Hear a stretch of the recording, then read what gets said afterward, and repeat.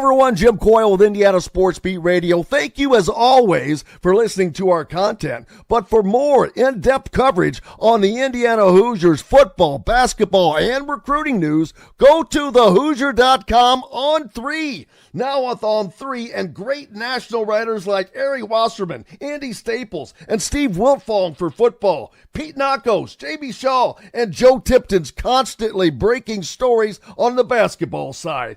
And the local coverage from Alec Lasley, Kyler Staley, and Zach Browning. You can catch something new every day at thehoosier.com. Go there. Sign up today. Welcome to Indiana Sports Beat Radio, brought to you by the Hard Truth Distilling Company in Brown County, Indiana. So for the thousands in attendance and the millions watching around the world,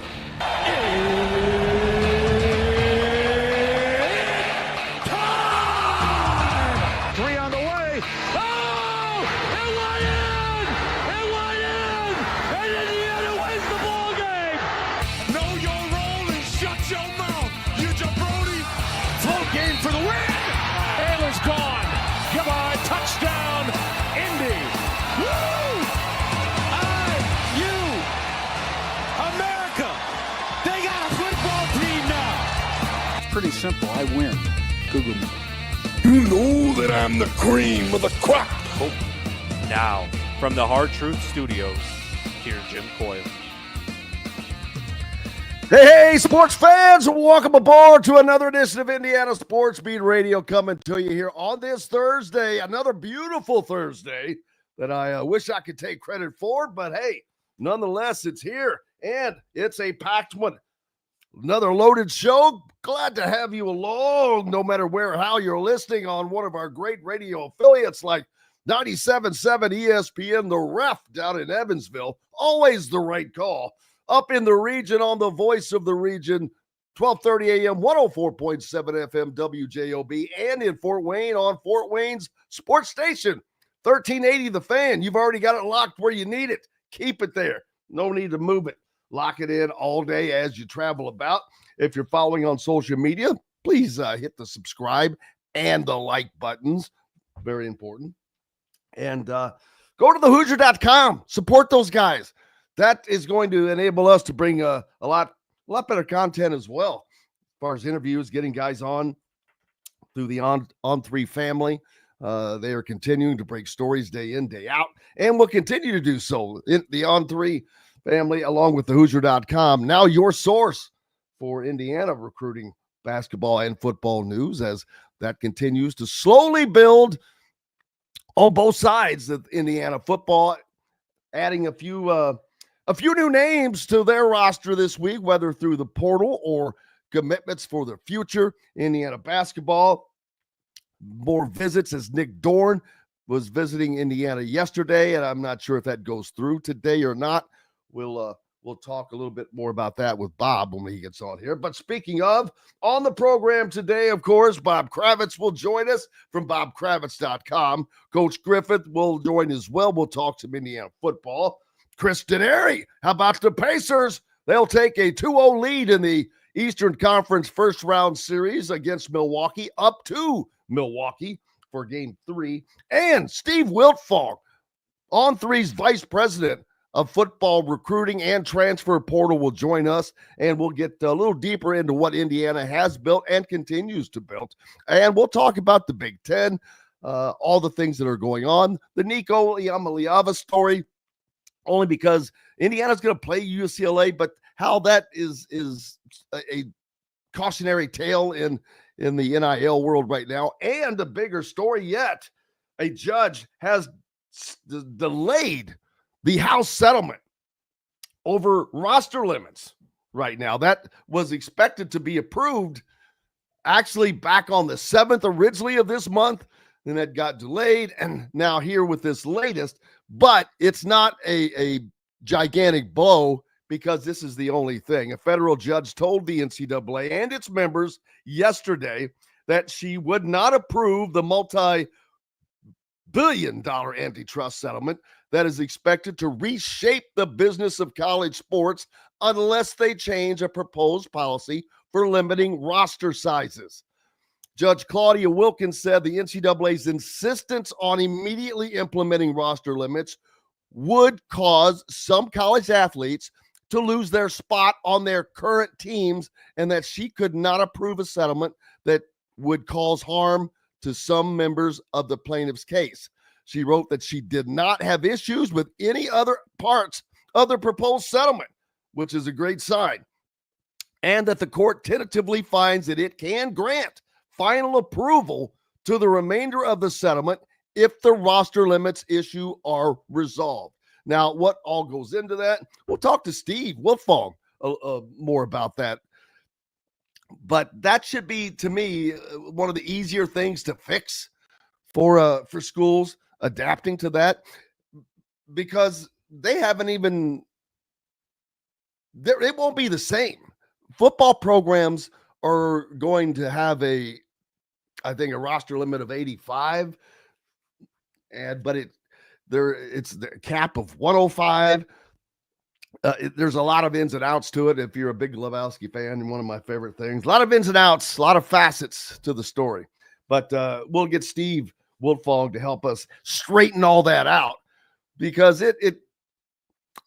I don't know that does it impact a program like Indiana right now, or Purdue, those programs who are not in that elite but are Indiana, trying to get there, Purdue trying to recover.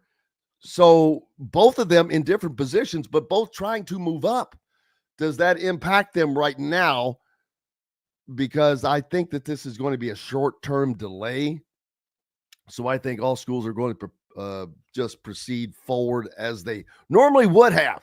And if you don't know what I'm talking about, just take a minute to go educate yourself. Go to thehoosier.com on 3. There's plenty of stories there talking about what this revolves around.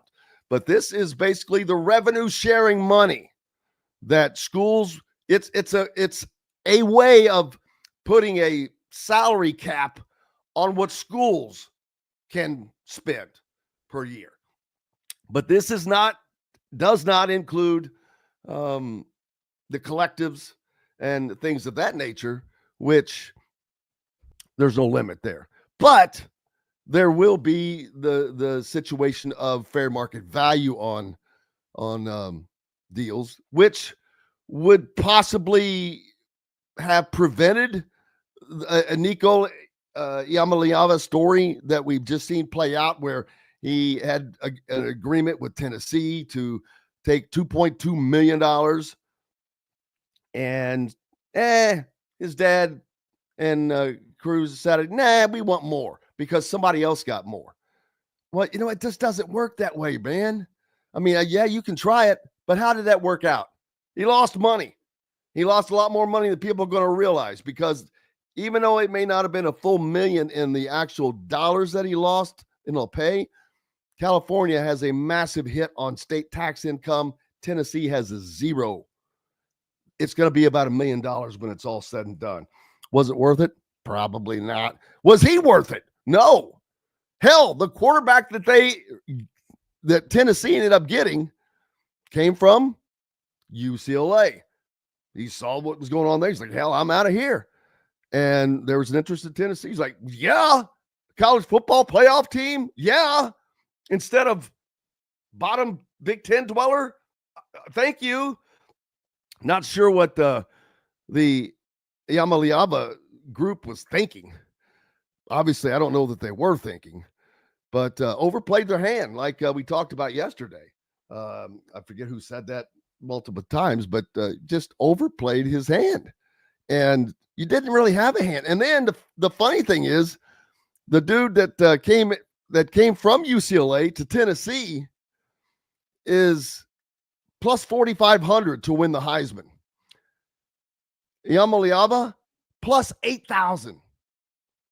So the guy that they got is he's ranked twice as higher to win the Heisman. I don't think they lost anything. And if Tennessee's able to go on and have a successful season, make the college football playoffs, which that's going to be a difficult thing to do in the SEC, granted. But if they do, He'll be a star, man. And Josh Heupel will be revered for taking a stand and getting rid of a guy who I'm not sure how much he left his team the day before the spring game. Not sure that's a guy I want on my team. Actually, I'm pretty sure that's a guy I don't want on my team. But, yeah, all kinds of things going on, all kinds of stuff to talk about. Indianapolis, Indy, baby. The cars hit the track yesterday. Back at it today. Practice. Go out. Enjoy them. It's run. It's the month of May, baby, even though it's not May yet. But it has begun.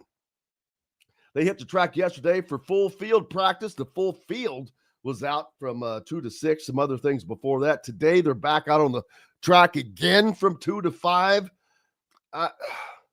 Man, I would love to make it up there because it's not supposed to rain until later on this evening. And we'll see. Man, I wouldn't mind making it up there for some practice today. Not only that, how would you like to stay in David Letterman's boyhood home in Broad Ripple? It's now an Airbnb. I saw this in the Indy Star yesterday, which is just kind of cool. But a realtor had sold the house next door. It wasn't Cheryl Sizemore, unfortunately, which if you need looking for anything in the Indianapolis area, of course, you need Cheryl Sizemore, Brick and Ivy Realty. And you can catch her at Cheryl Sizemore Sells at gmail.com. But because she's the best, absolute best, I'm telling you. She goes out of her way to get things done for you. I can tell you from personal experience. Yeah, you can go stay in David Letterman's boyhood home in Broad Ripple, which they've fixed it up. It's kind of cool. They made it a theme. They've got all kinds of different stuff in there that reflective upon his career, his Indianapolis roots, and all of this stuff. Pretty kind of a cool thing. I was shocked at how much that sucker cost. They spent like $300. They bought it for like $350,000, and it sounds like just I don't mean to say just, but a normal home, neighborhood house. 1,100 plus square foot. Not a big house, of course, you can imagine, but pricey. Indiana women's basketball. Terry Moore adds an assistant coach / recruiting coordinator.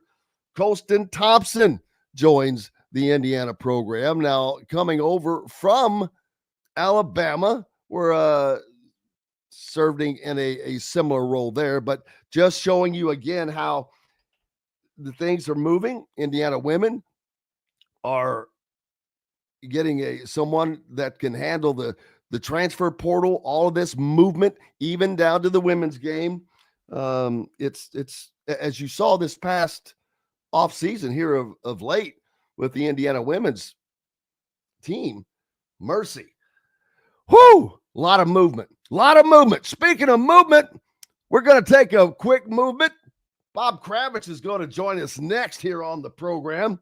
Lots more coming up for you from the Hard Truth Distilling Company studios on this great Thursday. We're back with all of that and more right after these messages. Andy Moore Honda is Bloomington's #1 Honda dealer for a reason. Buy a new Honda and get a 3-month break from car payments. That's right, no payments for 90 days. That includes the all-new, all-electric Honda Prologue, and you get it for just 0.9% financing. Or the 2024 Honda Ridgeline Black Edition or the Honda Accord LX, both for just 1.9% financing. Get more to your door from AndyMooreHonda.com, Bloomington's #1 Honda dealer and your best place for new and used vehicles. If you're looking for a new home in the Indianapolis area, you need Cheryl Sizemore from Brick and Ivy Realty. Cheryl Sizemore has over 2 decades of experience, and that could be the difference in getting the home you want in today's tough housing market. Reach out to Cheryl at CherylSizemoreSells at gmail.com or 317-701-0838. That's 317-701-0838. Let Cheryl Sizemore sell or find your new home today. Located on 325 acres in beautiful Brown County, Indiana, Hard Truth Distilling Company is the biggest and the best craft distillery around. While Hard Truth is already known for producing internationally awarded whiskeys and spirits like Hard Truth's sour mash bourbons, sweet mash, and hard road rye, as well as their cinnamon vodka and the always popular toasted coconut rum. Hard Truth Distillery offers so much more. with a full-service restaurant, ATV, and distillery tours, as well as live music. You can spend an entire day at Hard Truth Distillery while making your entire family or group happy. And that's the hard truth. Hard Truth products are available across Indiana as well as many other states. So no matter where you shop, if they don't carry your favorite Hard Truth product, tell them you want the truth, the hard truth. Hard Truth Distilling Company encourages you to enjoy all of their products responsibly and to never drink and drive. Welcome back to the Hard Truth Distilling Company studios on this Thursday, and a visit from your favorite and mine, Bob Kravitz. How are you, sir? I am splendid. How are you? It's golf weather, baby. Boy, is it. I thought it was going to rain today, and I was so jealous yesterday. I was looking out going, as bad as I am, I still like to get out as much as possible just to play 9 holes, just to try to get the mind off of everything that rages during the day. But all I do is go out and rage on the golf course over my horrible golf game. I don't know how healthy that is. Yeah, I understand. You want to relax, and all you're doing is screaming at yourself. It's nonstop. It's like, man, I might as well get married again or something. And just, no, just kidding. Only joking. Of course you were. Lots going on, man. Indy, the cars have hit the track yesterday, back out there today. So we got the entire month of May in front of us, the Kentucky Derby a week from Saturday. We've got the transfer portals going crazy on both basketball and football. We've got the House settlement now delayed by a federal judge. Let's see, what else can we squeeze into that? Maybe the Pacers. Oh, yeah, forgot about the Pacers and the Colts. The NFL draft coming upon us tonight. So what do the Colts do? Let's just go there. Yeah. Man, they're not in a pickle, but this Anthony Richardson thing has just continued to me, it's caused the Colts to continue to circle the drain. Oh, there's no question. It's a make or break year for Anthony Richardson. It's a make or break year, in my view, for Chris Ballard and maybe for Shane Steichen. This kid's got their jobs in his hands. They desperately need him to win the quarterback derby. If you go with Daniel Jones, you know what you got. He's the guy who's won 22 out of like 60 games as a pro through 6 years. You got average. But with Anthony, you don't completely know yet. He's had a good offseason. He hasn't had to rehab as he has had to the previous off seasons. So he's been able to concentrate on throwing and mechanics. And we'll see what he looks like. I mean, they have some confidence, but not enough that they didn't go out and get Daniel Jones just in case it doesn't work out. So it's going to be a fascinating couple of months here in Colts world. Fascinating to say the least, because obviously in the NFL, you have to have a quarterback. I mean, the quarterback, it begins and ends. So different with any other Major League Baseball. You need pitching, but you can get around one guy not being elite or whatever. NBA, right. You've got different positions that you can rely on different guys. NFL, no. You have to have a solid quarterback. It doesn't mean he has to be solid elite at everything, but he has to be solid, a good decision maker, have the ability to make the throws, make the decisions, and not cause turnovers. He's got to make the layups. I mean, we know he can throw a 60-yard bomb off his back foot. We saw that against the Houston Texans early in the year. But we don't know if he can make the layups. We don't know if he can hit that 8-yard out or that 10-yard hook. He's just so wildly inconsistent, and that's why it was so important that they worked on the technical aspects of his throwing because he's a loose cannon. I mean, he's got a great elite arm. He just doesn't know where the hell it's going most of the time. And hopefully they've refined that, and he'll be a better quarterback this year. He better be, or this team's going to go 6-11, and it's going to be ugly, and a lot of people are going to lose their jobs. Yeah, a lot, and that again would just keep the Colts circling the drain.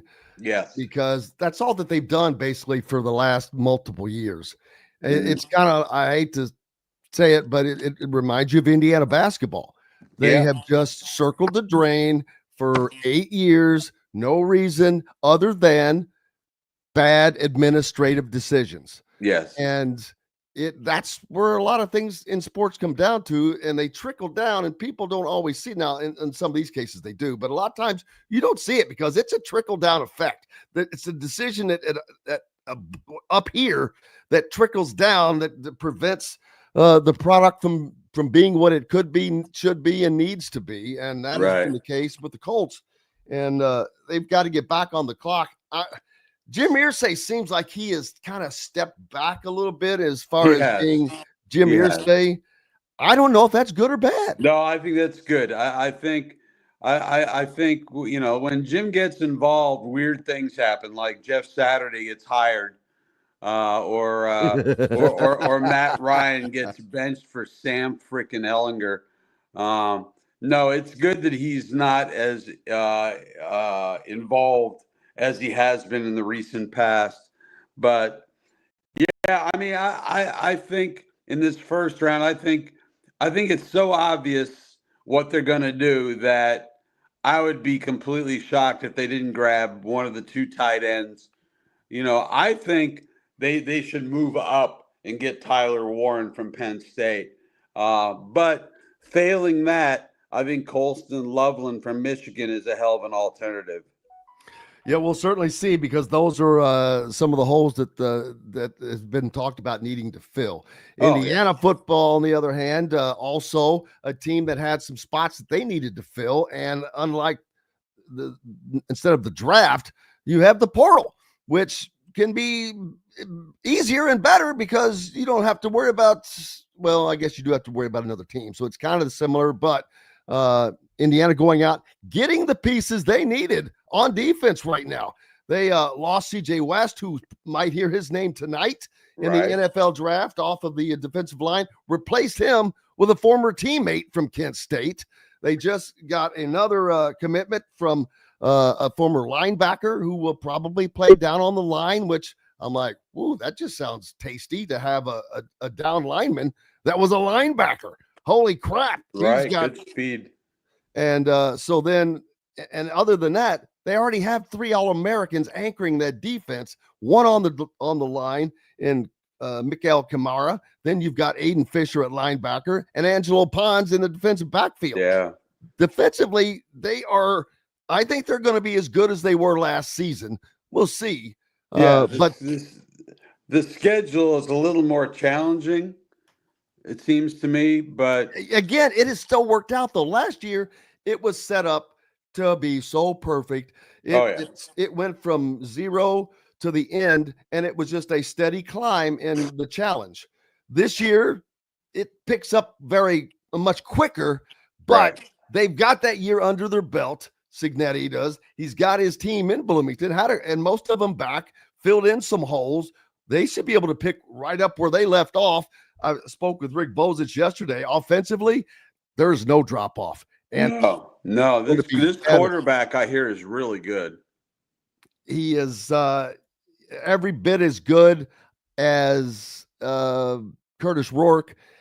Curtis Rourke was a great decision maker, played and tougher than nails, obviously, played with all the injuries that he played with, but that left him not as mobile. And that's something that Fernando Mendoza has, mobility, which adds some wrinkles to the offense, which is good. And they have filled in some spots on the offensive line where they were getting dinged and needed to improve. So they've done that. Man, Indiana football fans, you should be excited. I think that I know you're going to have a hell of a fun season.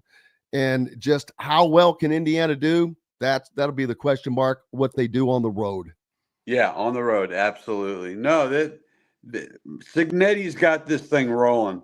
He's got this thing rolling. I wondered how it would look in the second year and the third year and beyond after he got all his kids from his old school. But he hasn't missed a beat.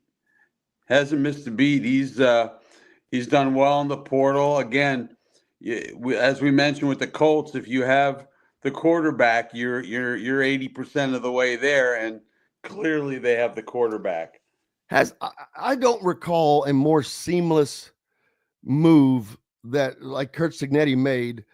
Everywhere he's been, the moves have all been seamless. Now, but prior to, they were all at a lower level.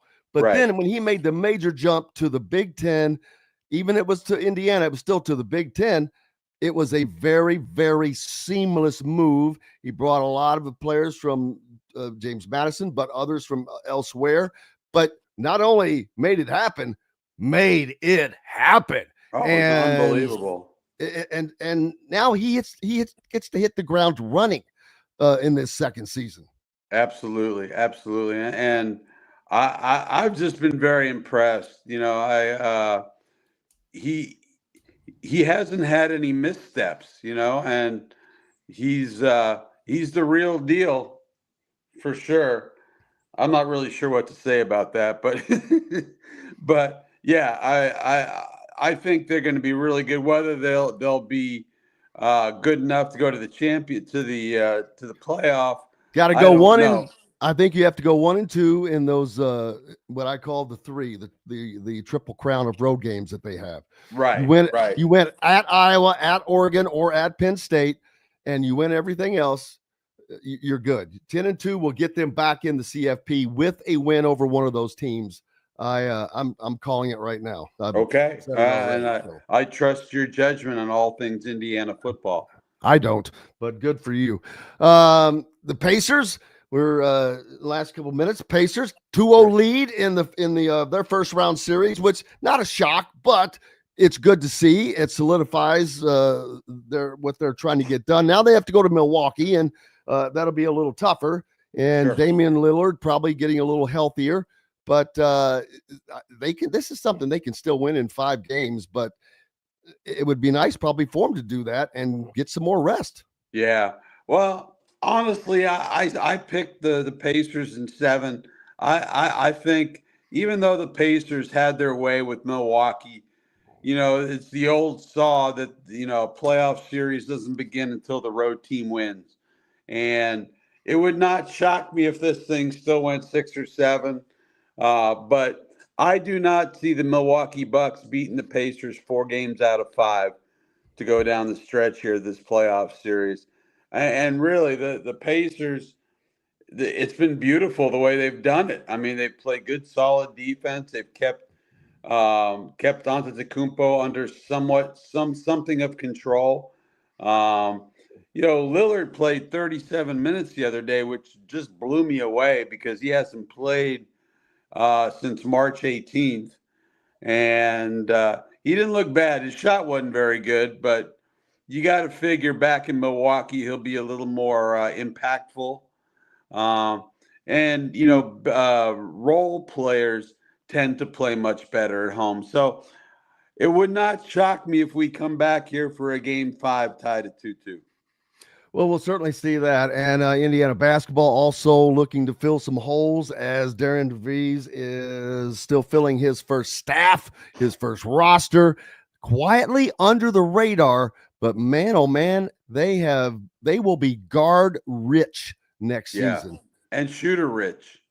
Well, and that's the more apropos statement, to be honest with you, because the guy that they have coming in that's in for a visit now or yesterday, whenever it actually is, Nick Dorn from Elon, he's 6'7". They list him as a guard, but he's 6'7". Okay, so he's a 2, he's a 3. I mean, but I think I've said this.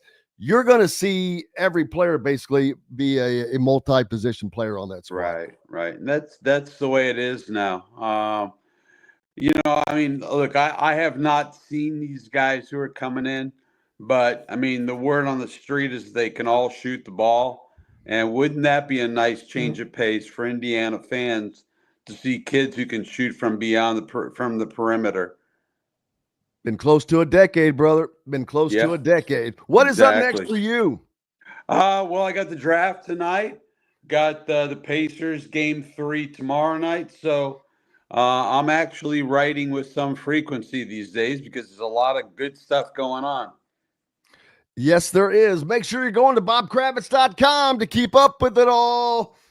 Look forward to seeing you soon, brother. We've got to get together on the golf course. Sounds good. Bob Kravitz from bobkravitz.com joining us. Make sure you stay tuned from the Hard Truth Distilling Company studios. Up next, Steve Wiltfong, On3's Vice President of Recruiting in the Transfer Portal. Lots to unpack there.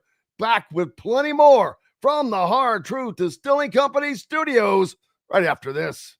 Know a team or group needing a fundraiser? Boost Fundraising raises more money faster and offers the most unique and user-friendly online fundraiser in the nation. Your team receives personalized fundraising pages for each team member. Free team-branded promo gifts shipped to each donor. Boost Fundraising does it all. Sports teams, marching bands, charity causes, and community groups. Go to boostfundraising.com and be sure to enter the promo code COYLE, that's C-O-Y-L-E, to receive a discounted fundraiser.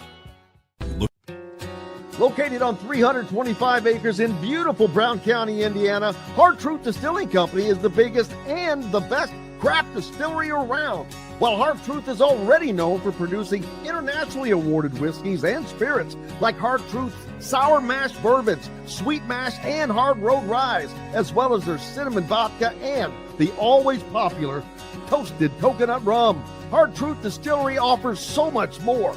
With a full-service restaurant, ATV, and distillery tours, as well as live music, you can spend an entire day at Hard Truth Distillery while making your entire family or group happy. And that's the Hard Truth. Hard Truth products are available across Indiana, as well as many other states. So no matter where you shop, if they don't carry your favorite Hard Truth product, tell them you want the truth, the Hard Truth. Hard Truth Distilling Company encourages you to enjoy all of their products responsibly and to never drink and drive.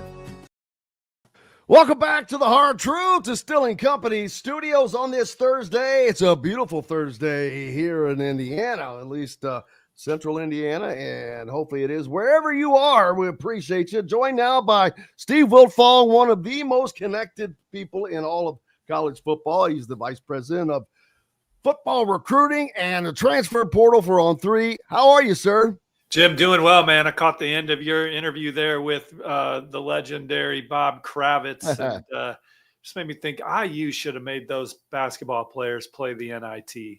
I mean, they're on payroll. They're on salary.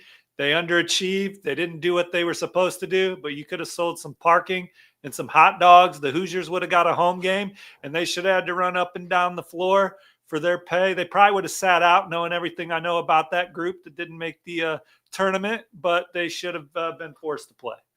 And if you might notice, Steve is a little in tune to all things going on, especially with Indiana. He's an Indianapolis resident and makes it nice for us. Are you from Indy? No, I'm from South Bend. I live in Zionsville now, Indianapolis area. So who's your native regardless? Yeah, no, absolutely. Yeah. And excited to be in the Indianapolis area, the best city in the country. Bang for your buck. It's best the sports capital of the capital, world. There's exactly no doubt right. about that. Yeah. And we're ripping and roaring with the Pacers right now. Got my smoothie in my Pacers cup here. Got the jerseys hanging over here, baby. Yeah. Jerseys hanging over here. Bring on Cleveland, Jim. Oh, just jumping right ahead to the Cavs. That'll be a tough matchup, but they seem like they're feeling pretty good right now. Tyrese Halliburton, all the chippiness going on with Damian Lillard and all of that. But hey, you got to have that. Listen, no question, and I like the way that Tyrese Halliburton's responding to Lillard. He's not getting punked out. He's ready to roll. And that's probably different than from a year ago. Look, I wish it wasn't 9:20 in the morning right now and we didn't have to work all day, because I'd go pour myself a Hard Truth rye right now, man, and we'd kick back and we'd talk talk Pacers basketball. We got the Colts draft tonight. Hopefully they can land a difference maker at tight end or even another pass rusher to get this team right and make the playoffs and go on a run there. And then certainly Indiana football is an exciting stage with that program right now, which is why I think you brought me on. Yeah, and you just gave me a great idea, which I thought of doing this anyway, but we'll have to set up a couple of live shows from Hard Truth Distilling Company there in Nashville, Indiana, which is a beautiful facility. You hear the commercials all the time, people. 325 acres, just a gorgeous, gorgeous setting. If you've been there, you know what I'm talking about. If you haven't, what the hell are you waiting on? It's incredible. It's just a great place to go hang out with food. I sit outside if you want. They've got an amphitheater, music. I mean, I know that they have their own commercials, but it's a legitimately great place, and their stuff is legitimately great. I mean, we've got all these other well-known bourbons in the world, but they've just jumped into an elite status. It's like being a nobody basketball program forever, or let me repeat that. It's like being a nobody football program forever. Well, like Indiana, and then making the college football playoffs. What the hell? That's how crazy this world is, and jumping from bourbon to football. But yeah, the Indiana Hoosiers looking to repeat that and shock the world a lot last year. Hell, it shocked us, Steve. Yeah, I win. Google me, Coach Signetti, at one of his first press conferences, and he came in and did just that, changed the entire culture of the football program and the belief that those guys had in their locker room, brought in a terrific coaching staff around them to get the best out of the guys, and they competed every Saturday. They had a game plan that gave them a chance to execute at a high level, and then the kids went out there and performed, and I think Curt Signetti has a history over the course of his career getting the best out of his rosters, and I got a chance to spend some time with him before the season last year, and after we turned off the tape recorders, I don't think he'll care anymore, but he goes, off the record, we're going to be pretty good. I just said it just so chill. Oh, trust me. I had him at the Big Ten Media Days last year, and I'd already looked at the schedule, and I'm like, they're going to start 6-0, as crazy as it sounded. And I brought that up to him, and he immediately just poo-pooed that off. Later on in the year, I heard him say, I looked at the schedule, and I knew we were going to start off, blah, blah. I'm like, I asked you that, and you act like I was nuts. But well, he wasn't going to talk his shit he wasn't going to talk on the record that early. Certainly he said that they were going to be good, but he wasn't going to put it out there just like that and say we're going to be 6-0 right off the bat. It puts a lot of pressure on your football team, and it makes it seem like you're really looking ahead when you're obviously trying to go week to week with your football team and tackle each chapter, all 12 games, one at a time. But talking to him before the game, at that time, Indiana was recruiting Julian Lewis, the highly ranked quarterback out of the Peach State. And I just asked him, I said, what would make Indiana attractive quarterback position for a recruit at a high level? And he's like, look, my last 3 quarterbacks have been the conference player of the year, and they all 3 had different skill sets. We build around those guys and what they can do and put them in position to succeed at a high level. And then you see that happen again with Curtis Rourke, able to come in. And what a tough guy, man. Was just a hard-nosed football player. ACL, torn ACL, man. No, absolutely. And just how mature he is and a great leader. And he came in and battled, even battled in that Notre Dame game on that stage. I was at Notre Dame Stadium that night. I'd never heard it so loud and electric. And I've been to some big games in that stadium. And in Indiana, they got beat, but they didn't cower, and they played hard all 60 minutes. And they're looking to build on that this year. And obviously they lost some key pieces, but they're bringing in some key pieces. But the one thing we know is that this coaching staff is going to get the best out of their guys, and they're going to be put in position to win and play well Saturday in and Saturday out. Yeah, last year, obviously, the defense, you'd have to, as great as the offense was, defense was a top 10 defense, legit year all season long. Brian Haynes did a tremendous job, and they did it again with a lot of the guys that they brought in from mid-level schools, a lot from JMU and whatnot. And right now, they're anchored, I talk about this a lot, with 3 All-Americans, but they've got one on the line in Mikael Kamara. You've got Aiden Fisher at linebacker, D'Angelo Pons in the backfield. That's a pretty good defensive anchor that most teams don't have, and they're building around that. They've added a couple of guys this week, a former teammate of C.J. West from Kent State. CJ's name may get called tonight in the NFL draft. They added yet another guy from Maryland, a linebacker who I can't remember if he's the guy that's actually going to play down on the line, which I believe he might be. Kellen Wyatt. Which I'm like, boy, that's got to be exciting. And so they're adding the right pieces that they need to add. And then on the offensive side, Fernando Mendoza there's not going to be a bit of drop off on the offensive side for Indiana, in my opinion. No. Indiana, they've obviously built this roster up from the point of attack on and being good up the middle, in the middle of your defense and middle linebacker and at the safety position as well. And then, Mendoza was a big get for them out of the transfer portal, to go out and land a guy that they coveted and beat the teams that they beat to land him, a guy that's capable of running their offense at a high level and getting the ball to their playmakers and making things happen. I think we all would be talking a little crazy after. Well, it depends on how quickly I take them.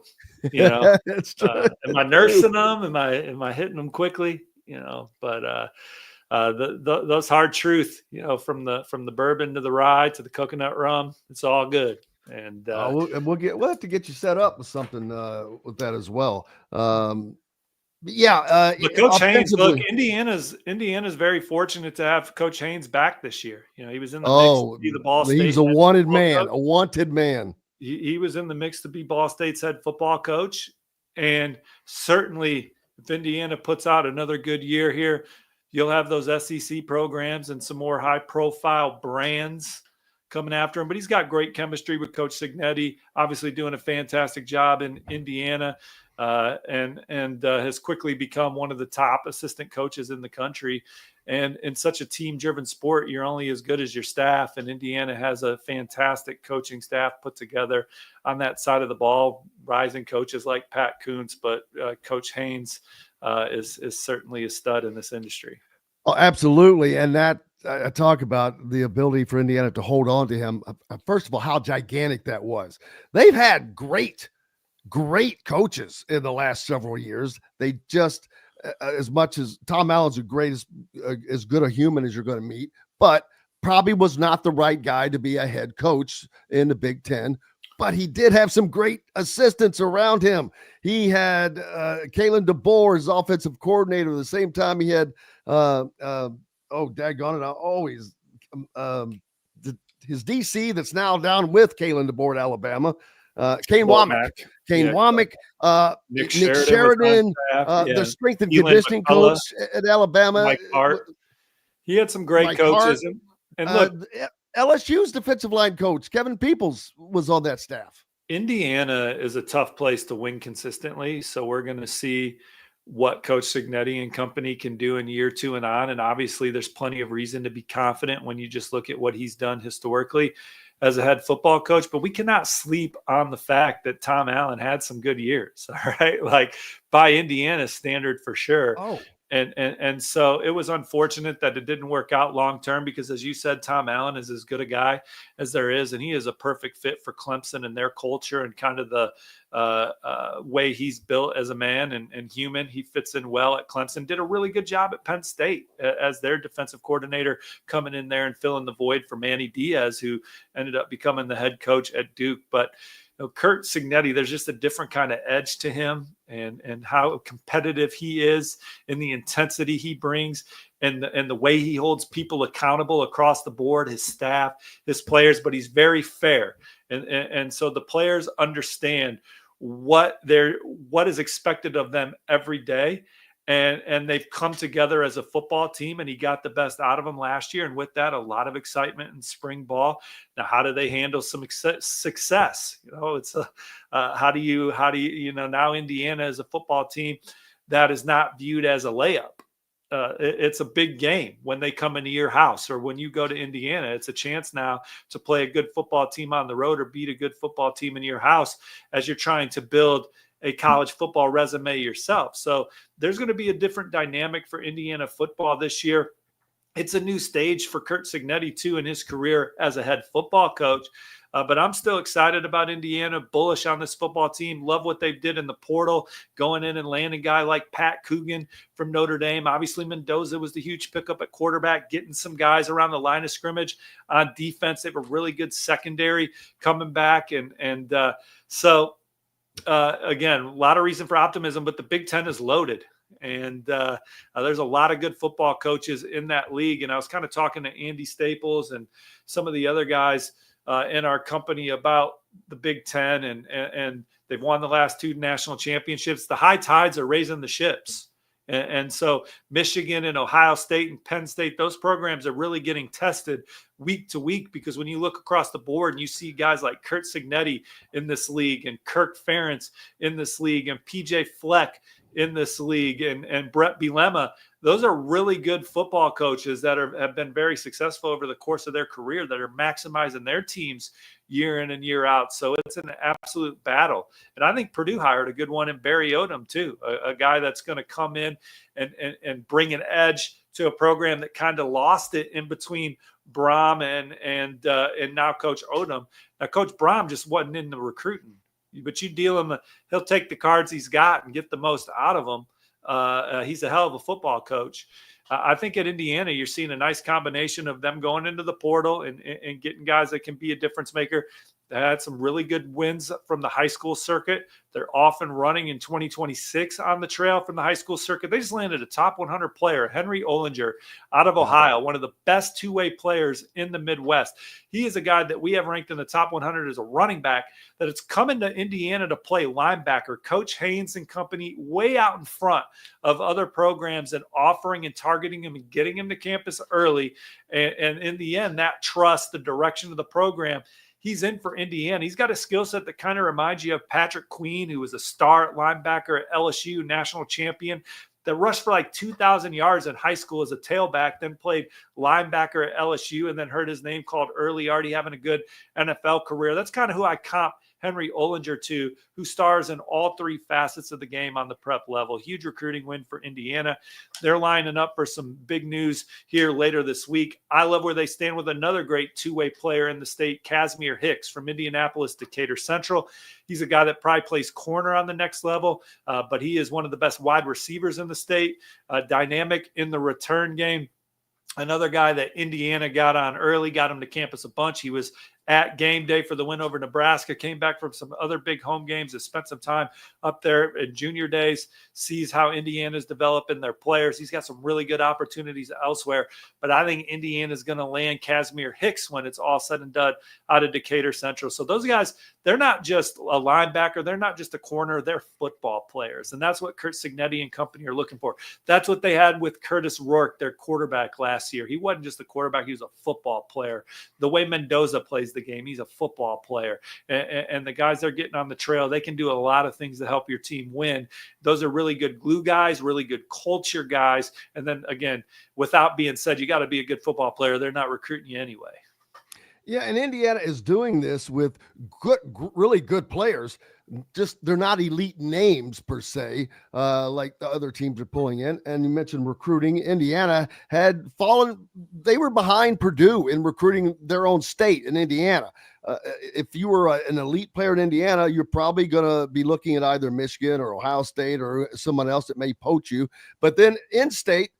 Or Notre Dame, but in-state, Purdue has had the upper hand on Indiana because they just have had more tradition in football, but that has kind of changed, and now we're seeing Indiana really getting a hold on the in-state recruiting, which is important, even though the transfer portal is gigantic nowadays. You still want to maintain in the sport of football a solid recruiting base. Hopefully you can keep and develop those guys and keep them in on the roster, but that's a whole different story. But that's another change that has happened. Well, students that attend IU would go out and tailgate, obviously, and then go back to their place or their fraternity or whatever and watch their favorite team from their hometown play. whether it was Notre Dame, Ohio State, or whatever. But now those students starting to get some passion for IU football. They're sell out some games, student sections ripping and roaring. Indiana football is going to come into this season with the best support that they've had for a season opener in my life. I'm 42 years old. I can't think of a time where they're going to have a full Memorial Stadium, I would imagine, for the opener with students that are going to come in there and be raucous and ready to go. And so it's an exciting time, but it's always going to be a developmental program, Jim. It's not like Indiana. Henry Ollinger, Casimir Hicks, those guys are 4 stars, top 300, top 100 recruits.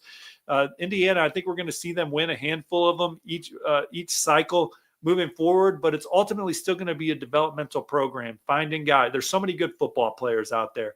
Finding guys with the right makeup, finding guys with the right upside, guys with length, guys with speed, guys with the right culture fit, guys that fit what you're doing schematically, and then getting the best out of them. We're not going to just turn around and see Indiana recruiting top 20 recruiting classes. It just is what it is. But that doesn't mean they can't be a top 20 football team year in and year out, because they have a great coaching staff. They recruit the right guys. They get the best out of them. They put them in the best positions to succeed. They got great strength and conditioning. There's great support from the administration, which Indiana's getting. They're pouring into the program. And again, the people within the program are lifting each other up, and there's a level of pride and competition. That's where Indiana football is trending right now. And I think if you look at the models that they could potentially be. I mean, certainly you point to places like Iowa and say, well, why can't we consistently be a football team like Iowa and win at that caliber and be in some Big Ten conversations every other year or so. But then you look at what Michigan State and Mark D'Antonio did during their stretch. It's not like they were pulling in top 10 recruiting classes, but he went on a stretch where they won 11 games 5 years in a row because, again, they recruited the right kind of guys with the right chips on their shoulder. These were guys that felt like they were overlooked by the Ohio States and Michigans of the world, and they wanted to come in there and prove themselves and kick Ohio State and Michigan's ass, you know? And so Indiana finding the guys with the chip on their shoulder, the guys that can run, the guys that have length, the guys that are physical at the point of attack, the guys that are still developing but have huge upsides. And then you just get them into your program, and your strength and conditioning is elite. Your schematics are elite. And the expectations you put on these kids, they're able to meet them because they understand what you're asking of them day in and day out. You mentioned the Big Ten is going to be tough this year. Who's going to be at the top? Is it Ohio State again, as one would expect coming off of a national championship year, especially one that they weren't a national championship looking team through some of it, but boy, did they rise up at the end and do the job they needed to do. Obviously, Oregon, Penn State names, but Iowa and Illinois, two teams that are on Indiana's schedule. Both teams that Illinois was a team that would have been talked about a lot more for the CFP last year had it not been for Indiana. They stole Illinois' thunder, I think. But Iowa picked up a great quarterback. Other than that, I'm not sure who it would be, but those are some top teams to start with right there. Well, certainly you got to look at Penn State, too. They return their quarterback, Drew Aller, have a lot of weapons on offense, could still land a difference maker at wide receiver in the transfer portal. And there hasn't been a season where James Franklin hasn't had a football team where the defense isn't one of the top 10 defenses in the country and not one of the most disruptive defenses in the country. They get after you. They make a lot of plays behind the line of scrimmage. Penn State's going to be there at the end. History says that they will be. So Penn State's a program that I'm keen on. Obviously, Ohio State, they're always talented. They got to replace, they hired some high-profile coordinators. They promoted Brian Hartline. They bring in Patricia, but you're still replacing Chip Kelly. And then my man who went to Penn State, Penn State's new defensive coordinator, why am I drawing a blank, was at Oklahoma State. But you guys know who I'm talking about. Michigan, they played really well at the end of the season, beat Ohio State. And I think that their program is definitely on the uptick as they kind of reload over there. Illinois won 10 games for the first time in over 10 years. There's a lot of excitement around their program. Altmaier staying with the Illini. They got their quarterback position figured out. So I think the Illini are going to be really good as well. So those are kind of the programs that I look at as the top of the conference. And then we'll go from there. But Indiana will certainly be in the mix, Jim. It's going to be fun. We've got a long ways off, but Big Ten Media Days in July in Las Vegas. looking forward to having you on at your convenience, because there will be plenty to talk about all summer now because of the portal, because of the ever-changing rosters. We can think of that, we know who's going to be what, but we really don't yet. And but plenty to get to. And man, appreciate you so much. The Hoosier.com is grateful to be a part of the On3 network. I know that is a great marriage between those two, man. Alec Lasley and those guys doing a tremendous job and providing great coverage along with with the resources from On3. Yep, absolutely, Jim. You guys take care. Thanks for having me on. Look forward to a live show at Hard Truth at some point down the road. That's a fall break destination for the Wiltfongs because I can't really take it off. So I don't mind going an hour down the road to Nashville, Indiana, working from a cabin, hitting Hard Truth, hitting their little downtown area. It's a great little town with a tremendous restaurant there with all the acreage and activity for young families. But thanks again, Jim, for having me on. You guys take care. We'll see y'all later. Steve Wiltfong from On3 joining us on the program. Up next, we have got the great Chris Denari as the Pacers roll on. We're back with more from the Hard Truth Distilling Company studios right after these messages. If you're looking for a new home in the Indianapolis area, you need Cheryl Sizemore from Brick and Ivy Realty. Cheryl Sizemore has over 2 decades of experience, and that could be the difference in getting the home you want in today's tough housing market. Reach out to Cheryl at CherylSizemore@gmail.com or 317-701-0838. That's 317-701-0838. Let Cheryl Sizemore sell or find your new home today.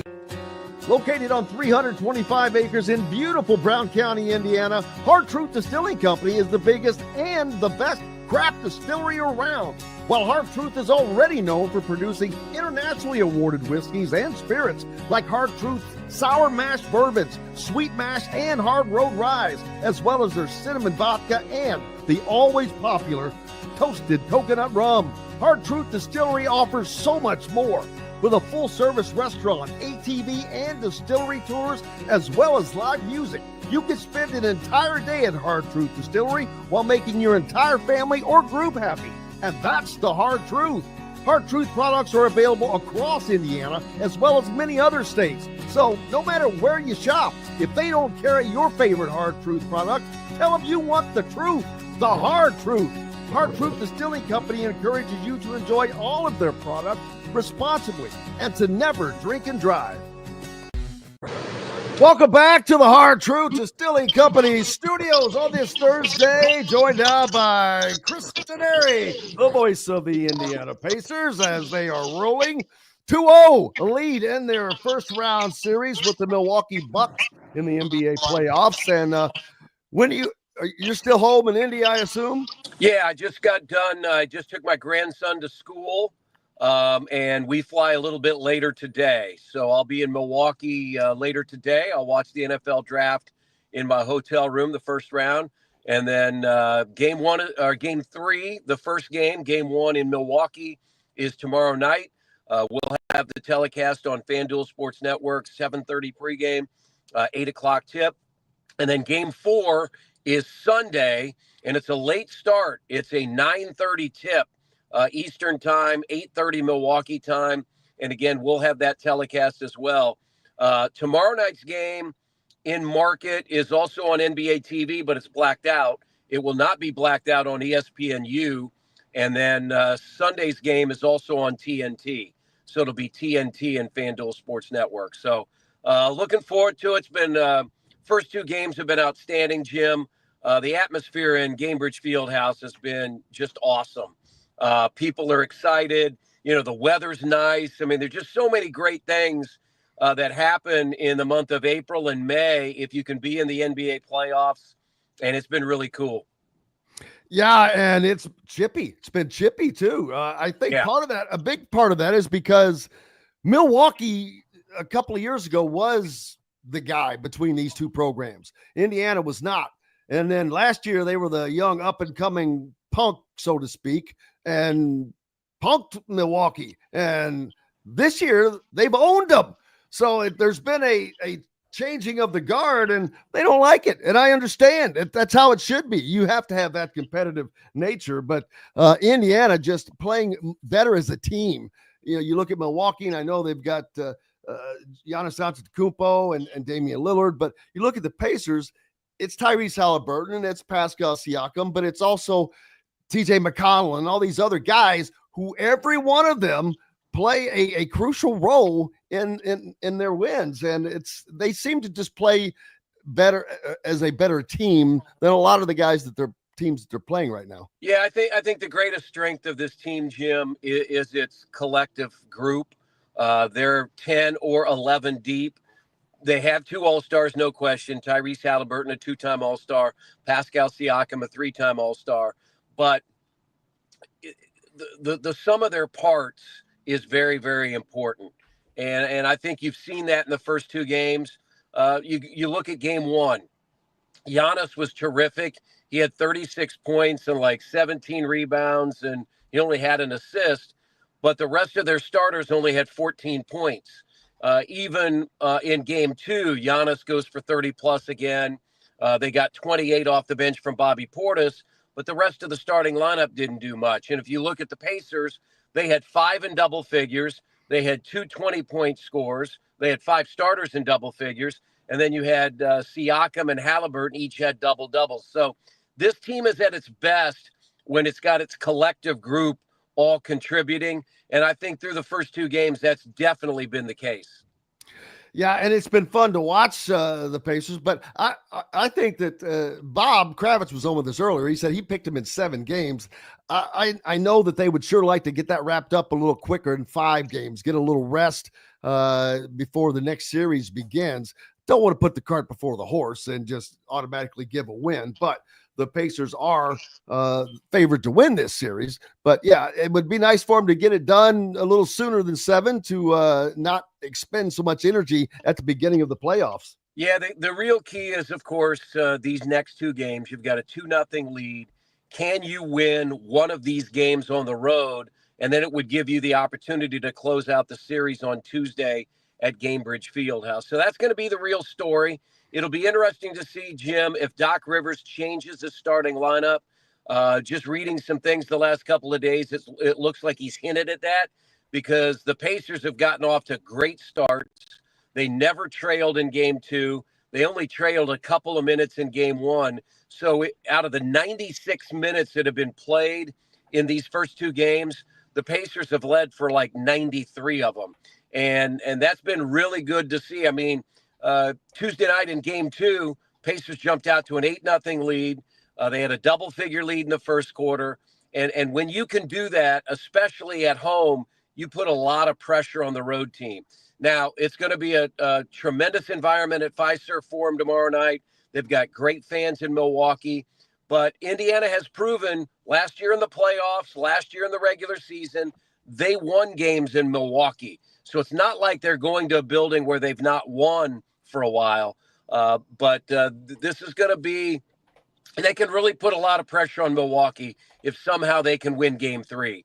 If you can go into game 4 up 3-0, you may just take the spirit right away from the Bucks. Oh, you're playing with house money at that point. Yeah, if they can get game 3, it's all but the fat lady's singing. And because you're going to come back home with multiple opportunities to put it away. And even if you came home up 3-1, it's over. And I shouldn't say that because it's professional sports and it doesn't always go the way we think that it would, but it would give them the opportunity. But then that brings to mind every time I've seen the Pacers play a team that they're supposed to kick the ever-loving crap out of, they just let them hang around and play around, and it's like they don't get up for that. I wonder if that would trickle in to the mindset if they had that kind of a playoff lead. I don't think so with this matchup. I mean, this is a different animal. I mean, this is Milwaukee. There's a rivalry. It's the playoffs. It's not the regular season. You don't have back-to-backs, those types of things. No, I think, they have great respect for the Bucks, but there's also some bitterness there. And to your point, it's been chippy in games 1 and game 2. I have to believe we'll see more of that tomorrow night in game 3. Absolutely. What more can the Pacers do than they've done so far? I mean, they've beaten the Bucks with Lillard, without Lillard. They now have to go on the road. Obviously, that's going to be a much tougher atmosphere. The Milwaukee fans are going to be at their zenith, trying to help the Bucks get a win. And it's going to be a difficult, but this is also an opportunity, like you said, not only to go up 3-1, but boy, if you can withstand all of that and still have the wherewithal to get a win, man, that has got to be a mental blow. Yeah, I think the biggest thing will be continue to do what they've done in the first two games. That's take care of the ball. They've only had 8 turnovers in game 1. They only had 8 turnovers in game 2. They've rebounded decently. You don't have to crush the Bucks on the glass, but you got to make sure you're right around even. The Bucks are not a great rebounding team, so that helps Indiana. And I think, Jim, you've got to continue to play fast. When this team gets out in transition and they move the basketball in the half court, they are very tough to handle. I'm not sure Milwaukee can guard this Pacers team when they are moving the ball and have that ball zipping around. I mean, Nembhard had 7 assists the other night. Halliburton had 12. I mean, this is a Pacers team that wants to play with pace. That's not how Milwaukee wants to play. And so I think going on the road, you've got to continue to maintain that pace. I think Milwaukee, may trick things up like we've seen in the first couple of games, playing some of that 2-3 zone. And specifically, that's to slow the Pacers down. But I thought the Pacers did a really good job against it, especially in game 2. They shot the 3 well. Those are going to be the things that are going to be the most important tomorrow night in game 3.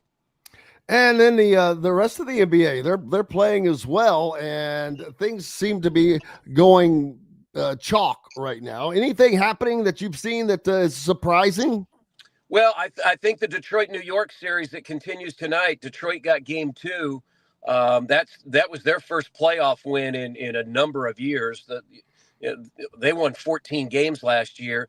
They've really been the dominant team in that series. I mean, they led through the better part of the first 3 quarters in game 1, and then New York went on a 21-0 run to win that game. Detroit was the better team in game 2 in New York. So that is a series. There's a lot of pressure on New York as a higher seeded team, the number 3 seed. Detroit, like the Pacers a year ago, number 6. The Clippers beat Denver in Denver in game 2. So, we've seen a number of home teams already lose games in the first round of the playoffs. So I think that gives the Pacers a lot of confidence going into tomorrow night's game that you've already seen a number of road teams win on the road in the playoffs. The Pacers just seem to be playing with an unbelievable amount of confidence right now. And not that they shouldn't be, and not that you have to be, I get it. But when it's palpable, when you can see it, and I can see it, it's visible. I think you're right. I think they've been aggressive. They've been the more aggressive team. They're playing with attitude, and they're playing with confidence, to your point. And I think that's been the biggest key, Jim, is they've gone out. Boy, we lost your audio there for some reason, Chris. I don't know what happened. Make sure you didn't hit your mute button by mistake. You went flat. Everything is normal, but I think you're back. Yeah, I'm sitting here in a parking lot after I dropped my grandson off, and I was getting a call. I think it was Mosquito Squad coming to spray our yard. So I think that's what it was. But yeah, I think the Pacers are playing with great attitude. They're aggressive. They feel like they're the better team. They have a lot of confidence right now.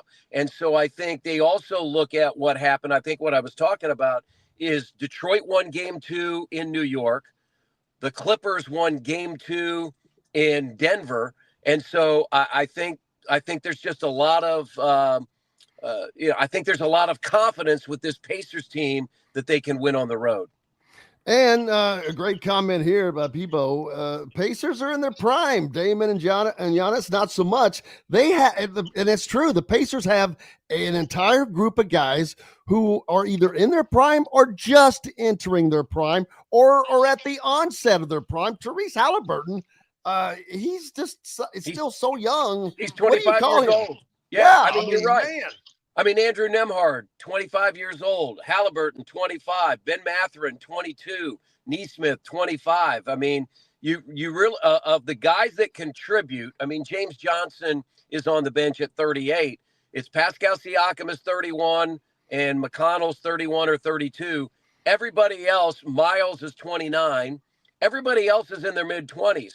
And again, if you look at Milwaukee, Brook Lopez is 37 or 38. Lillard is 35. Taurean Prince is older. So that plays to the Pacers' strength of their depth and trying to run the Milwaukee Bucks. That's the biggest key. And I think Rick Carlisle and his staff, they've done a great job in how they have managed minutes. They've done a really good job in their rotations. And I think that's been one of the biggest keys to the series. Is Oklahoma City as dominant as they seem, or is the West just not quite as strong as the East? Oh, no, the West is good. No, they're dominant. I mean, Jim, I think they won 40-plus games by double figures this year. They won more games by double figures than most of the league won games in the regular season. I mean, they're that good. They're deep. They're young. No, they're really good. Most people think the West is better than the East, and it may be. It may have a little bit more depth, 1 through 10. I still think the East is pretty strong. But, yeah, this Oklahoma City team is really good. And yet they seem to have done it without – when I think of teams that were that dominant, you think of the Bulls with Michael Jordan. You think of the Lakers, the Celtics, even in Detroit. And all of those teams had these magical superstar players on it. And I'm not saying that Oklahoma City doesn't have good players. Obviously, they have good players. They're kicking the crap out of people. But they don't have – do they have a guy that's really in that range of the names I just talked about? I mean, they have Shai Gilgeous-Alexander, who is one of the favorites to win MVP. But beyond that, to your point, Chet Holmgren played at Gonzaga. Jalen Williams is terrific. He played at Santa Clara. Not many people know about him. I would agree with you from the standpoint, Jim, that if you put their faces and their names on a list of paper, and even most basketball fans would say, man, I don't really know a lot about these guys. But the Thunder have done a great job in their skill development, their player development, in how they've drafted. Lou Dort is a tremendous player out of Canada. I mean, they're just really, really good at what they do. But I think they do fly under the radar from the standpoint they're in a small market, and a lot of people just don't know who their players are. But they are really, really good. Absolutely. Well, brother, I appreciate you. Enjoy the rest of this beautiful day that is going to be before you hop on the plane. I think that's about when the rain's going to come in, so that's perfect. You'll be on the plane. You can take a rest, a siesta. Well, you know my property. You were at my house. You were at my house last year. I got it all mowed and taken care of yesterday, so it's all set. I'll be ready to attack it when I get back from the road trip. Yes, baby. Gonna have to make a return trip up there, maybe a little later in the day to enjoy that fire pit. But enjoy your trip, brother. Safe travels. We look forward to talking to you again next week. All right. Thanks, Jim. Thank you, sir. The great Chris Denari, the voice of the Pacers. Make sure you're capturing his broadcasts on the FanDuel Sports Network, where it's been awesome to be able to catch those games much more frequently now. We're going to hit a pause for the cause. When we come back, Coach Shannon Griffith will be with us. We'll talk some more football and whatever else you'd like to get into. From the Hard Truth Distilling Company Studios, much more coming up right after these messages. The ISC Sports Network is your home for sports content across the Hoosier State. Find us live on TV and streaming or archived on our website and our app. The ISC is your one-stop shop for the content you want to see, including high school sports, college sports, and other great events throughout the year. Subscribe to our streaming service and get access to it all. ISC. Local lives here. Know a team or group needing a fundraiser? Boost Fundraising raises more money faster and offers the most unique and user-friendly online fundraiser in the nation. Your team receives personalized fundraising pages for each team member. Free team-branded promo gifts shipped to each donor. Boost Fundraising does it all. Sports teams, marching bands, charity causes, and community groups. Go to boostfundraising.com and be sure to enter the promo code COYLE, that's COYLE, to receive a discounted fundraiser. If you're looking for a new home in the Indianapolis area, you need Cheryl Sizemore from Brick and Ivy Realty. Cheryl Sizemore has over 2 decades of experience, and that could be the difference in getting the home you want in today's tough housing market. Reach out to Cheryl at CherylSizemore@gmail.com or 317-701-0838. That's 317-701-0838. Let Cheryl Sizemore sell or find your new home today. When it comes to apparel and promotions, FreeThink has you covered, literally, whether it's 24 or 200 shirts for sports leagues, businesses, or groups. FreeThink Apparel and Promotions can also create your very own merchandising store.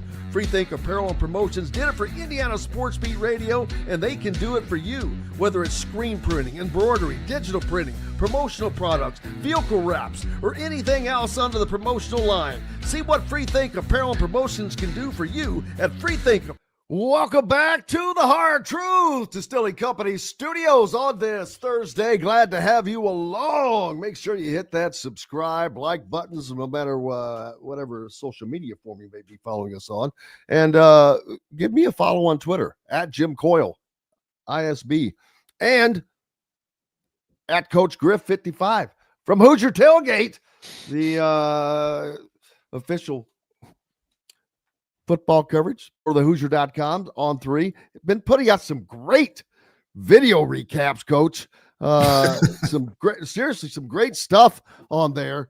For the most recent is the incoming player for Indiana, the most recent commitment, right? Yeah, kid from Maryland, the Kellen Watt kid out of. Now he was a linebacker, but he's going to play down, right? Yeah, he was their stud backer there at Maryland. So he stood up, put his hands in the ground. So he's kind of like Kamara was. He has the ability to stand up, play in coverage, come off the edge. But I think they probably look to put him in the spot that Kamara occupied last year in that mix, because Kamara was moving over to the stud linebacker position. So big kid, about 6'2" and a change, and good thick body, plays hard. I liked how he played his position, because he was conscious about his responsibilities, and that was it. And when he got a chance to go make a play, he usually made it. I think against Indiana last year, he had five tackles and a sack in their game last year. But I think it was a good solid pickup for him, as well as the young man coming in from Kent State. I think it's Daly. Yes. Former teammate of CJ West, ironically. Yeah. And so I think those were 2 good portal pickups for them. I do think that gives them a solid 2 deep at the 4 positions they need it up there up front. And I think it'll be a great competitive fall camp, because, there's a lot of positions there along that front line that are kind of up for grabs right now. I mean, nobody's laid claim to them, so they're going to have a lot of competition. But I do like the fact that they'll probably be able to roll 8-9 guys in a game that can come play. And that's the one big thing about up front, is being fresh and ready to go get it. And I do think they've got guys that fit the scheme that Indiana likes to run. And not only are they picking up pieces to fill in the places where they lost, and they've done so already quite nicely, to be honest with you. Mm-hmm. You have other guys who were already in the program that are also coming along, one of which is Elijah Hardy, who as a freshman had a pretty good year, 22 tackles, 5.5 of those for loss, 2 forced fumbles, 2 picks, and a sack. So in the defensive backfield, he's back.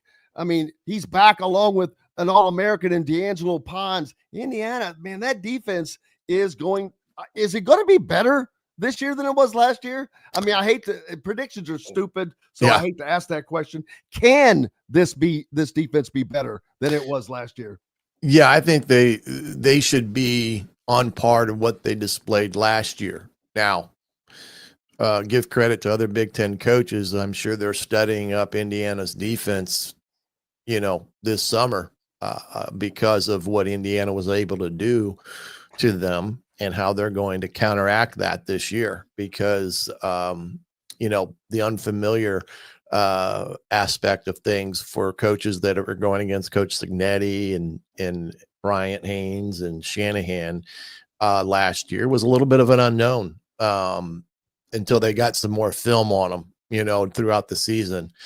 And so now all Big Ten schools have plenty of games on them. So they're going to study them up. I guarantee it this fall or this summer to make, see what they like to do. How do they like to do it and formulate some type of initial game plan against them because they can't just say Indiana's just another game on the schedule. That's no longer the case as right. Steve Wiltfong on Three's vice president of recruiting and transfer portal with us a little bit earlier. Indiana no longer one of those games, man. Not only is Indiana no longer one of those games, they're the hunter and the hunted at the same time. Yeah. They're in a unique position. They're above the fray for pretty much all of the conference until you start bumping up to that elite status with Ohio State and Oregon and Penn State. And I expect Michigan to be back up there again this year. Illinois will be up there. So though there is, but then you have a group that are just tough as nails teams that these games are not going to be easy. They opened the Big Ten season at Illinois. I mean, at home, but versus Illinois. That's a tough opener, baby. That is much different than last season where they opened up on the road, but at a very compromised UCLA team. Not only is that the case, you open up with Illinois, but you get a win there. Pretty confident building there. That's a win over a really good team that I expect will be ranked at the time. I think both of those teams, that should be a ranked matchup when Indiana and Illinois meet because of what Illinois did last season. Indiana having successful seasons. As a matter of fact, Indiana, which will be ranked, will probably play after their 3 non-con games, their next 3 successive games will all be against ranked opponents. It'll be Illinois, it'll be Iowa, it'll be Oregon with 2 of those on the road. So it gets real fast for Indiana next year. Yeah, they get thrown right into the grinder. Especially with Illinois, who I suspect will probably be rated ahead of Indiana just from the standpoint they've got a returning quarterback who's very, very good, Drew Altmaier, and Coach Bielema's got a pretty good ball squad like he had last year that kind of lost a little bit of the media accomplishments because of Indiana's season. So that game in itself will be a huge one, as will going on the road to Iowa will be a big one as well. And I do think those 2 games are going to be vitally important to how that propels them the rest of the year because they will face adversity in those games. And it's going to be like what Coach Signetti always likes to say. How does this team respond when they get punched right in the mouth? Do they bow up and come back and get after it, or do they hide in their shell and, take whatever's given to them? And so that will be the important facet of that stretch of games for next season. And, again, the cat's out of the bag. Indiana's got a good football team. They've brought in really good portal players. They brought in some really good first-year players that are going to have probably significant opportunities this season, either as backups or teams that are getting on the field. They're making strides in the recruiting arena for their foundational aspect. The Olinger kid out of Grandview, Ohio, is another one that I did as a freshman 4-star linebacker there that they have gotten already committed. Now, we got to get him to December, but there's a 4-star. We don't get 4 stars at Indiana, right? I mean, that's the old adage is that, again, the rankings and such. Now, so I just think that, like you said, now they've got a little bit of a target on their back from the standpoint of the success that they've had. Well, the teams that are still elite and I hate to use the word above them, but you have to Ohio State, Penn State, Oregon, you have to acknowledge they are until you beat the king, you're not the king. Right. So those teams are up there above, but I do promise you that they no longer look at Indiana as Indiana. Everybody will always say, oh, we take everybody seriously, but you didn't. I was an athlete. Yeah. You knew who you were playing, man. You knew if a team sucked, it's almost impossible the mental things that happen to you because the knowledge is inside of there. A lot of times it's subconscious, but that's where great coaches make differences. That's one thing that I think Cignetti does a tremendous job in, and his entire staff. This team, unlike the Pacers, they don't play down to anybody else's level. They play up to theirs. Mm-hmm. As Coach Cignetti mentions all the time, the standard, having the standard, that's every time. You have to do that every time. And you do to be successful. If you don't, then you end up like Alabama ended up last year. Yeah. And they did not have the consistency. You can't lose at Vanderbilt, which I know Vanderbilt was a much improved team, but things like that, you can't have those kind of missteps. That's one thing Indiana's been able to avoid in Kurt Cignetti's first season. Can they manage that again in season 2 with a much tougher schedule? And they don't have 8 home games next year. They do have 7 still, but it's other than those non-con games, you've got Illinois, you've got a Michigan State team, which surely, gosh, they're improved. You have UCLA, which the story there is going to be Nico Iamaleava. Yeah. I mean, they got themselves a weapon now. Well, do they, though? That's going to be a question. And Wisconsin, the other home game, Luke Fickell in trouble there. Indiana could be the final nail in his coffin. But in UCLA with Nico Iamaleava, the kid that transferred from UCLA to Tennessee is twice as his odds are twice as good to win the Heisman as Nico's. So yeah, I just laugh. I'm like, that's funny, but he's getting way too much airtime for being a moron.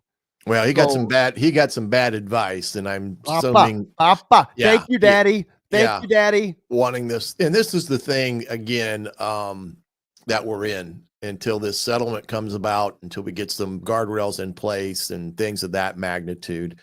We got people in these kids' ears, and they start believing the hype about who they are and how they are, and all of a sudden, because he thinks he's a Heisman Trophy candidate, he wants $4 million. Well, I got news for you. You're not worth $4 million.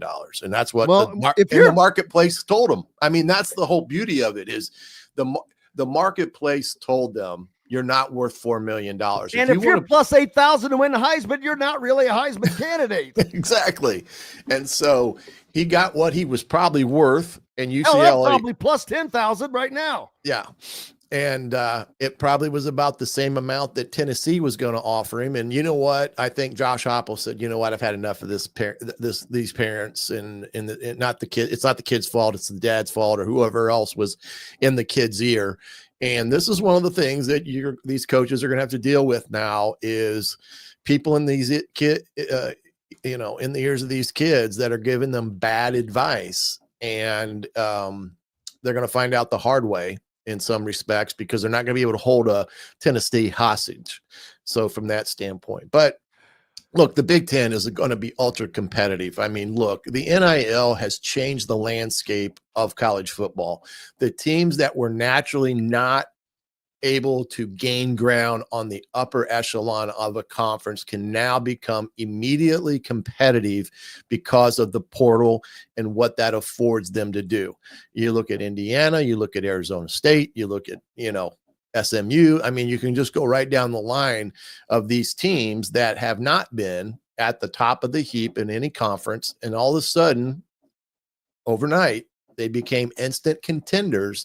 And, Arizona State was a couple steps away from upsetting Texas last year in that game.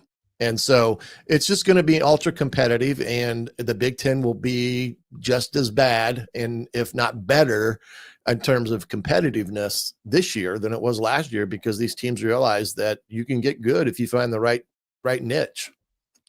Yeah, because I look, you've got Ohio State, Michigan. I expect Michigan to be back up to being a Michigan type of team.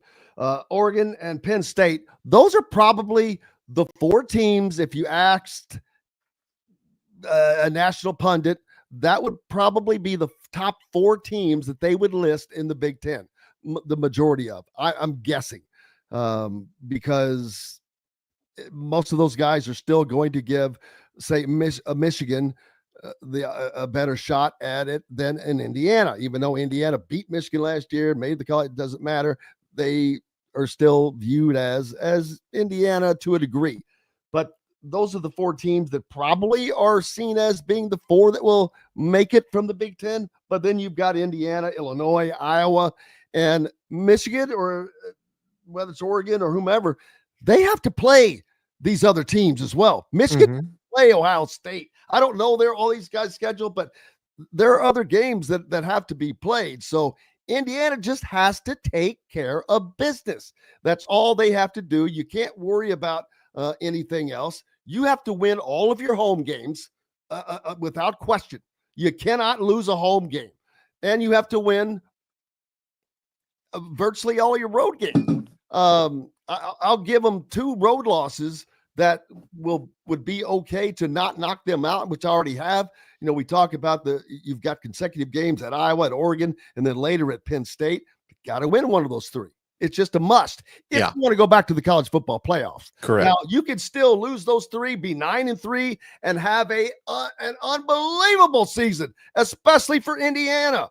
It would be one of the few 9-win seasons in the history of the program still. But the fact that we're even able to have this conversation and it's not be complete and total lunacy, it's still amazing to me. Yeah, I mean, again, I can't remember a time in Bloomington where the excitement about the 2 big sports there, football and basketball, were as high as they've been ever, because they've got 2 teams now that are knocking on the door potentially of, being in the talked in the upper echelon of the conference, and being teams that can, get into those upper echelon field of 64 and so forth in football, be it a high prestigious bowl game or in the college football playoffs. And when you have that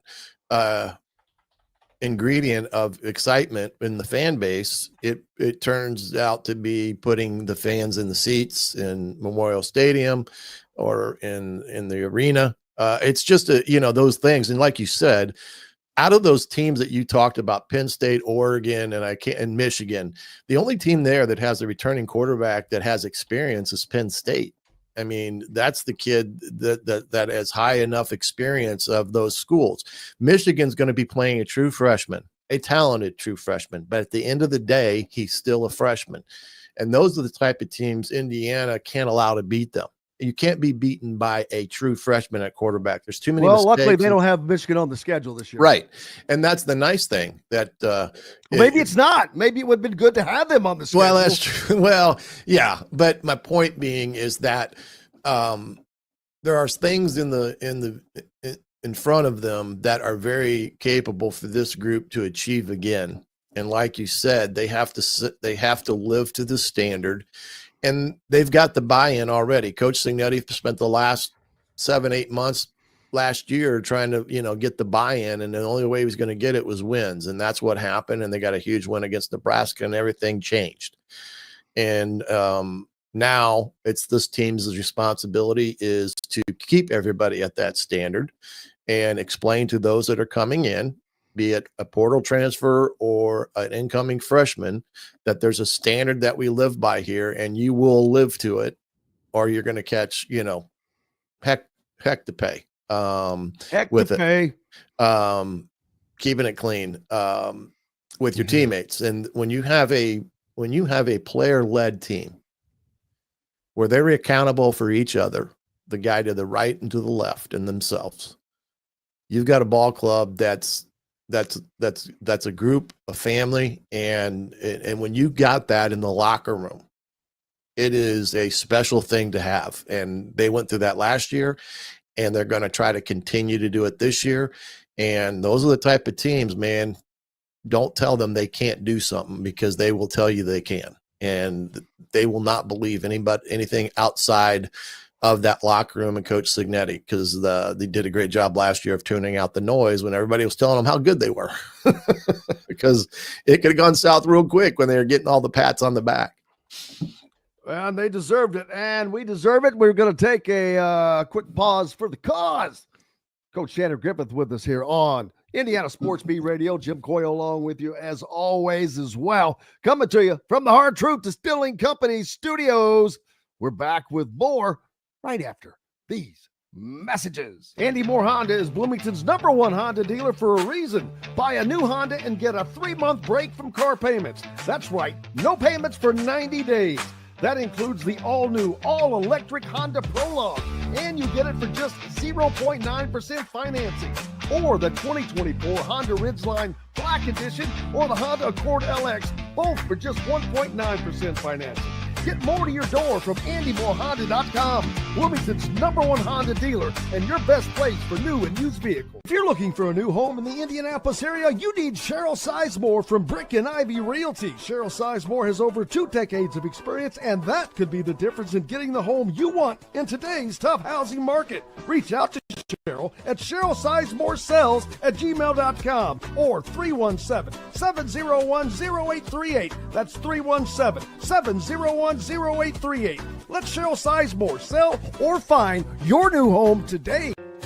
Located on 325 acres in beautiful Brown County, Indiana, Hard Truth Distilling Company is the biggest and the best craft distillery around. While Hard Truth is already known for producing internationally awarded whiskeys and spirits like Hard Truth Sour Mash Bourbons, Sweet Mash, and Hard Road Ryes, as well as their cinnamon vodka and the always popular toasted coconut rum. Hard Truth Distillery offers so much more. With a full-service restaurant, ATV, and distillery tours, as well as live music, you can spend an entire day at Hard Truth Distillery while making your entire family or group happy. And that's the Hard Truth. Hard Truth products are available across Indiana, as well as many other states. So no matter where you shop, if they don't carry your favorite Hard Truth product, tell them you want the truth, the Hard Truth. Hard Truth Distilling Company encourages you to enjoy all of their products responsibly and to never drink and drive. Welcome back to the Hard Truth Distilling Company studios on this Thursday. It is a good-looking Thursday. Get out and enjoy it. But I'm glad to have you guys listening to us. Maybe you're getting out and enjoying it and listening to us at the same time here at Indiana Sports Beat Radio. And make sure you support all of our sponsors wherever you are. If you're up in Fort Wayne, Ben Davis Ford Chevrolet. If you're in Bloomington, Andy Moore Honda, wherever, all around, Cheryl Sizemore. If you're looking for a home, especially in the Indianapolis area, Cheryl Sizemore sells at gmail.com. And especially Hard Truth over in Nashville. Man, you don't even need a reason to go there. It's an incredible place to go for a myriad of things. Great place to watch it. What a great place to be during the fall. If you can't be at the football games, that is a place to watch games. And these games are going to be fun. Last year, it was a blast for Indiana football fans, Coach. Coach Griffith with us, Shannon Griffith, as always, because they got to see something they had never seen in any of their lifetimes, and that includes the oldest of the old, that were there. Indiana to win 10 games, 11 games, to make a college football playoff, to do all of the crazy things that they did last year after just being a morbid program. Not that they hadn't had some bright spots here and there. They had even had some recently, but obviously when you're the losingest program in Division I history, your life has sucked. And it went from sucking to not. And it's just such a drastic change, but that is how it should start this year. Last year, they had to build. People were still, not filling the stadium, leaving at halftime, yada, yada. Even with these weak non-con games, now I can see them leaving early out of these non-con games, which I'm sure Coach Cignetti will address and talk about. But they're sure going to be a lot more crowded to start off with these things, the tailgating, the atmosphere, the fun, all the things that go with having a good football team. Well, a couple things. Number one, John, I appreciate you asking about the knee. It's doing well. My knee's doing fine. Still old, but doing well. You talk about these non-conference games. I tell you what, the importance of a non-conference game to the first of the year to get the fans in the seats is very important, because every year you see a group of 5 type of team beat an upper echelon team they shouldn't. And it happens all the time. And so no matter who's coming into Memorial Stadium, irregardless, a crowd is going to be vitally important to that group of men that are on the field. So that's my pitch for season ticket holders and everything else. So, but you're right. It's a different environment now. No longer is the losing a talked about product about Indiana football because of what they were able to do a year ago. Now, the hardest thing is to back it up. Can you do it consistently? Can it be something that can be achieved year in, year out, or close thereof? That will be the defining question. And that's the one thing Coach Cignetti will have to work with when he talks with his players and the fans and everything else, that it is still an important facet to achieve success. You have to maintain that equal balance, never be satisfied, be where your feet are, so to speak, in Sigisms. But I just think in order for them to duplicate what they've done, it's going to take a yeoman's effort, just because it's now in that little bit of expected zone. I think in years past, people were wanting it to be expected that they would go at least 7 wins or 8 wins and be in a bowl game every year. And I don't think that was wholeheartedly, I don't know what the word is, truthful or not in terms of the feeling of the fans and such. But now, because they've done it, there's proof in the pudding, so to speak, and now that standard set, and they'll have to live to that standard. Heath asked, where did it go? When will IU beef up the preseason football schedule? My response is, when you play a Big Ten schedule in which 5 of the 9 teams are ranked and 3 of those are on the road, I don't see a need to make it more difficult. You're already doing, then forget the ranked teams. Then you're playing the unranked conference teams, which there are many times where those guys are just lurking outside of being ranked. So playing 9 Big Ten games out of 12 is a pretty formidable challenge. Oh, yeah. Don't forget, they only play 8 conference games. So if they do add a more challenging game, they still have these games that they schedule against Troy and against Valdosta State and against anybody else that they can get. It's what teams do. And especially Indiana has done what they have always done, have their 3 non-con games at the start of the season. It's basically a warm-up session. And I get it. You get better because after that third game, well, you get to play a ranked Illinois team. And after that, you get to go to play a ranked Iowa team. And after that, you get to go play a ranked Oregon team. So I think it's difficult enough. It would be nice to see. And maybe one day, if Indiana has this uber level of success, you can do that, because if they start the way the college football playoff it may morph to change, the non-con games may not matter as much. If they could get these conferences to where everybody is playing 9 games, and you've got a more comparable apples to apples kind of a thing, because when it's 8 or 9 and 9, it's a huge difference. So if they could, they change that, because there's some things that need to be changed with the college football playoffs. We all know that the seeding is a given, but who gets invited? How many auto bids is the Big Ten and right, the SEC going to get? What's that's going to be for? But there's just so much that goes into it. Yeah. Like I said earlier, once this NCAA lawsuit is settled and the judge, it's been delayed, by the way. Well, we're going to talk about that because of roster size limits. Now, the proposal was football to have 105. What they used to have was 125, and the judge wants it to remain at 125, at least grandfathered in for a couple of years. Yeah, if you're a freshman right now, if you were to be a freshman on any team right now, walk on, judge wants you to be able to have, I guess, a minimum of 4 years before that roster limit. Maybe it's they set up a staggered deal where whatever seniors are on these walk-ons, well, that's how many you go down next year. Right. And then you do that again, and then you do that again, and then you're at ground zero at that point. Well, and the reason, 20 extra scholarships, because remember, everybody's on a scholarship now. It's quite costly, and it cuts into that $20 million that's coming back to be fed into the programs.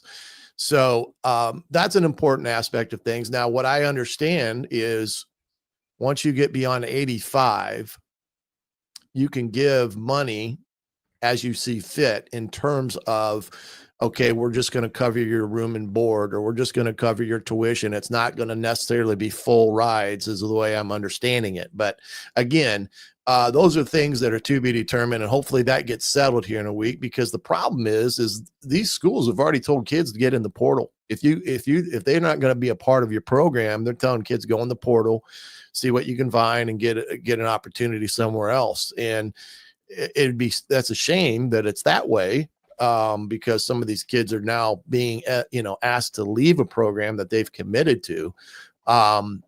We'll find out here, and I think that's what they're going to want it to be done. I think they'll come back and be a compromise between 110 and 115 for the roster size limits for football, so that they can phase it out better than being at 125. But we'll see what all happens there. But yeah, there's a lot of things that are coming. And we're just going to have to realize, and the other thing, that freshmen that are not even on your campus can start talking to your collectives and setting up deals with NIL, and that's still in effect. So it's get the gunslingers out, baby, and start firing the bullets and see what you can find. But hey, it's getting closer to college football. It's getting warmer out. We're almost to May. We're getting ready to enter Derby week here after Saturday. And when that hits, you're ready to roll for fall camp here shortly. And that's the beauty of it. And Indiana has to feel Coach Cignetti and staff so much better right now than a year ago. They're going into their second season, and it's like moving to a new house. Now you know where everything is now. You kind of know where the cracks and the settlements going on, and it's just easier. And they didn't have to fill, he had to build an entire team in essence last year. Yeah. This year just had to sprinkle in to make the deficits a little brighter. And I think that they have done that. We'll find out. We won't know that for sure until they play, but it appears that way. even though we've talked a lot about defense already, John, they've added the pieces they need to add. So I see no drop off there. Like I said, not only do I not see a drop off on offense, I think offensively they're going to be a little more difficult to deal with. Yeah, I do think they've got some different pieces of the puzzle. Is this true, by the way? Not to interrupt you. Is Kamara moving to linebacker? Well, he's moving to their stud linebacker position. So that's a hybrid. It's a hybrid of a defensive end and a technically outside linebacker. So they can either stand him up or put his hand in the ground, which he did his freshman year at JMU. So it's not an unfamiliar position for him. It enables them to use him in different ways, where they can really cover him up a little bit and mess with offenses' minds on where he is at, as opposed to him being at one spot. So it's an advantage in that regard. So, but yeah, it's one of those things that there's a lot of things that Indiana feels a lot better about. And the confidence is the biggest thing, because he was able to turn it in a year. He still has to bring in, he's already got 22 transfers in for the portal this year. I mean, that's still a lot when you think about it. I mean, it's a lot when you consider they had a lot less to have to fill. How many did they bring in last year? Like 39? Yeah, it was up there. It was like a third of the roster. But you're right in the sense that is that how the portal can help you immensely. When you need help, you can go find it now. That's especially when you win. When you win, that makes a huge difference. You're a lot more attractive, baby. Oh yeah. I mean, it's an instant attractiveness for kids now when you win. When you're love at first sight. Yeah, when you're kind of iffy, it takes a few in you to get that feeling of hey, that's a pretty good looking opportunity there. But yeah, I think things are on a high note as of right now. I know some people are talking about the schedule. Don't forget, Notre Dame comes on the schedule in 2030, I think it is. That's one. I wouldn't be surprised if Dolson tries to get a Louisville back on the schedule at some point in time, because John was at, and it's when they make that change, if those games are not as critical to where, like, unless you're Notre Dame, I guess you could lose at home to Northern Illinois and it has no impact, but not many teams have that, have that ability. But it would be nice. Someone just mentioned, maybe it was John again, mentioned, getting Kentucky back on the schedule. But Kentucky already plays Louisville as what I would call their challenging extra non-con. They have 4 non-con games, being in the SEC, but they want those other 3 to play Troy, to play Mercer, to play Western Kentucky, to play whomever they're going to play, to get those 3 wins that they want, because Louisville is not considered a win. It's a challenging game. So they're not going to add an Indiana as long as they're still playing Louisville, I don't think, personally. Yeah. Well, most coaches and ADs right now are going to think one thing, unless you're at Penn State and Ohio State and all the others, is, look, we got to get to 6 wins because we've got to be in a bowl game. So we get those extra days of practice. So that's the mentality.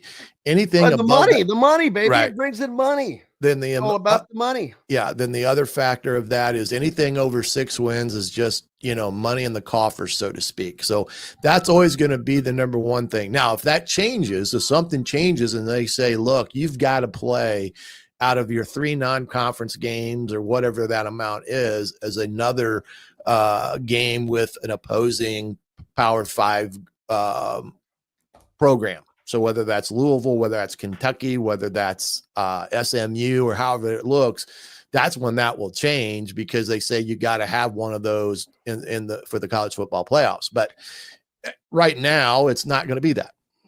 Hey, what's up next for Hoosier Tailgate? Hey, we're going tonight, 7:30. Going to have Zach Osterman come on. We're going to talk a little bit about this and that and everything in between, and talking about bringing on another host to be with me on the show to soup it up a little bit. Tune in tonight and find out who that may be. There's the tease for you. Absolutely. Make sure, go to thehoosier.com. That's where you can find Hoosier Tailgate, Coach Griff, et al. Appreciate you, my friend. All right, buddy. We'll see you. Absolutely. And I cannot thank each and every one of you. Always our pleasure. Appreciate you guys. Yeah, Ed McMahon, that would be good. We'll be back tomorrow. Loaded show again. Alec Lasley, Todd Leary, Zach Osterman. Let's see, who am I forgetting? I know I'm forgetting somebody, but it'll be a loaded show. We'll get you caught up on everything that's happened this week and what's coming up on the weekend. Appreciate you guys. Hit the like button. Until tomorrow, I'm Jim Coyle. I will see you on the radio. Thanks for listening to Indiana Sports Beat Radio. Be sure to subscribe to our YouTube page for more clips and team coverage of Indiana basketball, football, and more. You can also find full episodes and tons of other content on thehoosier.com. We'll see you next time for another edition of Indiana Sports Beat Radio.